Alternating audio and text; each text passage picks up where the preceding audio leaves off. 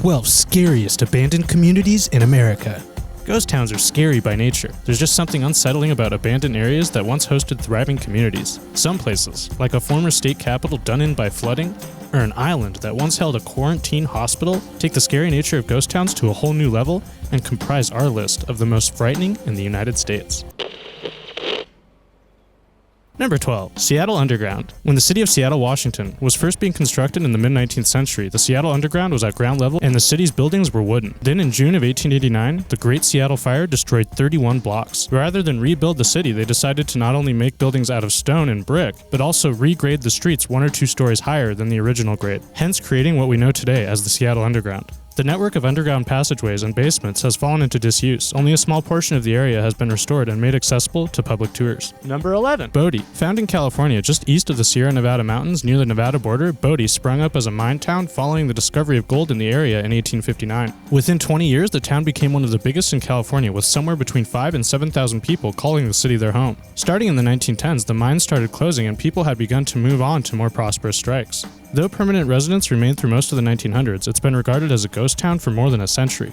Today, old structures remain, and the ghost town is a California historic landmark. Hundreds of thousands visit the eerie place of history every year. Number 10. Animas Forks. In its heyday, this ghost town in Colorado was a full-fledged mining community. A hotel, general store, saloon, and post office, along with 30 cabins, were built by the 1880s. Harsh winter weather caused residents to migrate every fall to the nearby town of Silverton. In 1884, a brutal blizzard covered the town in 25 feet of snow, forcing the locals to dig tunnels to get from building to building. Despite all of this, the residents persisted, until mining profits began to decline in the early 1900s. By the 1920s, Animas Forks had become what it remains to be today, a full-fledged ghost town. Number 9. Kennecott. Amongst the frigid, inhospitable Alaskan frontier lies an abandoned mining camp full of buildings that are a century old. In 1901, before there were any human traces in the area, prospectors discovered what was described at the time as the richest concentration of copper in the known world. Mines and a railway were built, and by 1911, shipments of ore were being carried out of Kennecott on trains. 1916 was the peak of production, and copper mines produced ore valued at more than $32 million. Finally, by the 1930s, the copper ore had dried up, causing all the mines to close by 1938.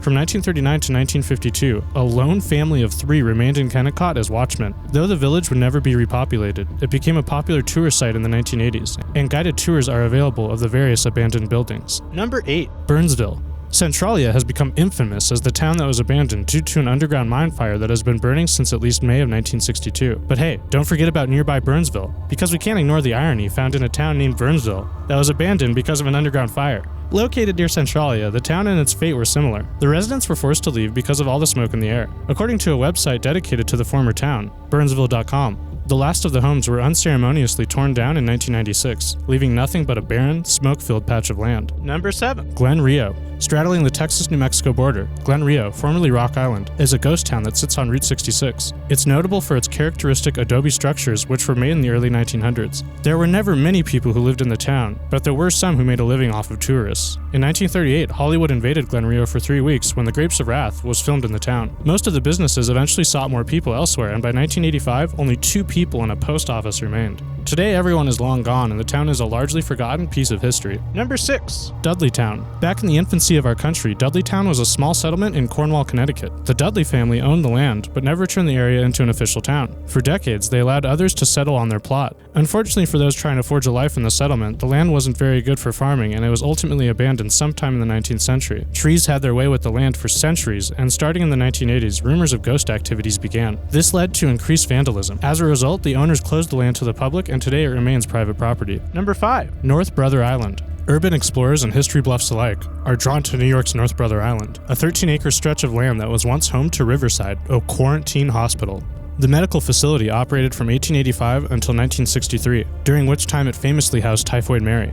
After its closure, the hospital is left totally abandoned. With no one there to keep things tidy, nature has had her way with the building. Trees and roots run rampant in and around the structure, creating a fascinating sight for those brave enough to traverse the desolate island. Number 4. Thurmond. This town in West Virginia, which is almost completely vacant, has become a relic of the past. Today, much of it is owned by the National Park Service, but it still looks the way it did when it was a booming coal town in the 1920s. Though it's mostly a ghost town, there are, at last count, 5 people still living within its borders. In 2006, during city elections, 6 of Thurmond's 7 residents sought election. Number 3. South Pass City, Wyoming. In the mid-1800s, South Pass City was used as a stage and telegraph station along the Oregon Trail. Gold was discovered in the vicinity in 1866, and by 1870, the town was filled with thousands of prospectors. Everyone hoped that large deposits of gold lay further under the earth, but none were found, and by the mid-1870s, the population was down to around 100 people. A few families continued to forge a living in South Pass City, but these pioneers finally moved out in 1949. By the end of the 20th century, many of the town's homes were in a state of disrepair until finally being restored as a historic site for tourists.